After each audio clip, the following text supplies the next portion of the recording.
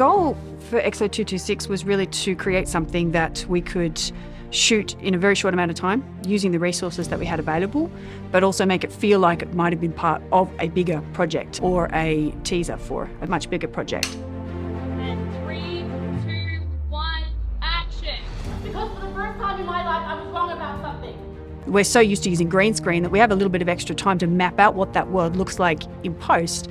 But when we're using this technology, all these elements have to be designed before you start shooting. For me, that process started by looking at the environments that we already had. And once I settled on one, I just said, I just need to scroll through and have a look at every aspect of what this environment is, the textures, what kind of lines it was, what kind of colouring was in there. I wanted to integrate that from a visual standpoint into the sets that we built.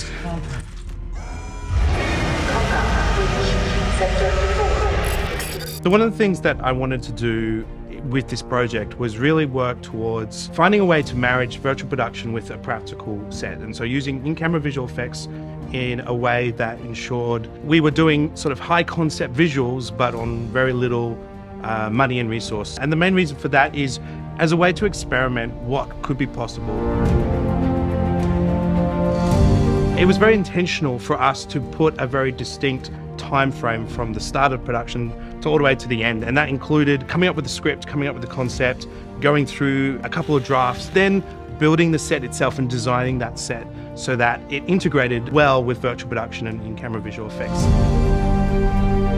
Taking the virtual world as our starting point and then enhancing the sets that we build, the practical sets, that was the critical thing to marry the two together to make it feel like a seamless environment.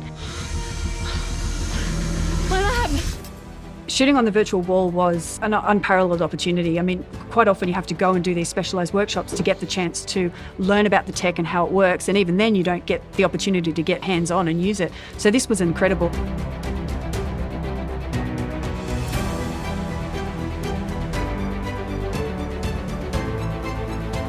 In-camera visual effects involves utilising magic tricks and illusions, and there are a number of layers that exist. And so when we look at it from a production design point of view, that there was not just an actor and a wall, there was a set piece, there was depth, there was objects, there was props, there was then the actor, and then there were a number of things behind them in the set itself to then obviously lead up to the wall. The idea being is that we're not meant to make the wall obvious. The idea is that it is hidden and it's just part of the story that's playing out through the lens so that it can be believable to an audience.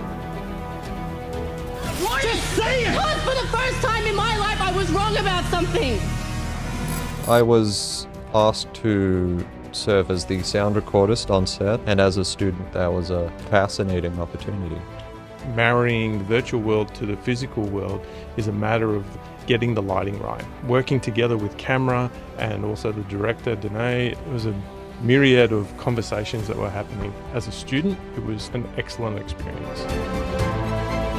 We hadn't built something on this scale before, so when it came to constructing both the laboratory and the corridor, I was absolutely blown away of just how much we were able to cram into that small space.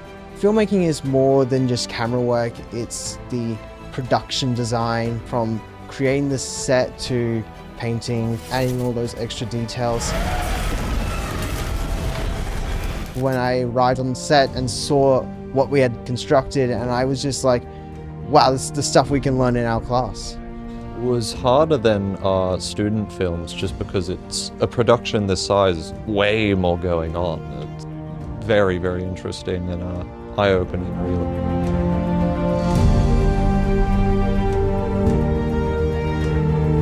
This sort of tech means that I can explore the worlds that I love to write about earlier on than I ever would have envisaged. This experience will absolutely strengthen me as a filmmaker in general, because now when I write, and if I know I'm writing a story that's going to utilise this tech in terms of the kinds of stories, the way they're executed and the shots, this experience for me has totally shaped me, and I know now, and I'm really confident going to whatever project comes next, that I've got the skills and I've also got the mindset now as to how to navigate that and successfully shoot anything.